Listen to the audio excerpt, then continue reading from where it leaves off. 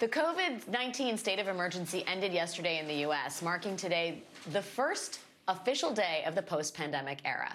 And yet, more than 3 years since the pandemic started, it still feels too soon to see a headline like this. New College picks Trump's COVID advisor, Scott Atlas, as commencement speaker. Remember Dr. Scott Atlas?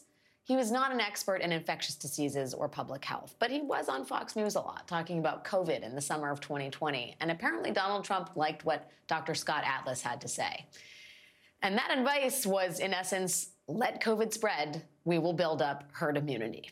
And so Donald Trump picked Scott Atlas to be a special coronavirus advisor. Another guy who really liked Scott Atlas's arguments for keeping schools and businesses open during the pandemic was Florida's Republican Governor Ron DeSantis.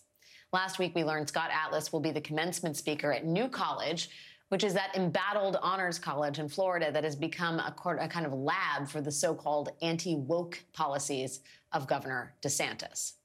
In just the first couple months of the year, DeSantis' handpicked allies overrode the will of the faculty and the students and their parents. They fired the college's president, they ended the school's Office of Diversity and Equity, and they denied tenure to faculty members who had already been approved for it. And now they have picked Scott Atlas to be the college's commencement speaker. So, members of the New College Florida class of 2023 have decided to celebrate commencement one last time the old way, before Ron DeSantis came to town. They are holding their own commencement ceremony the day before the official one.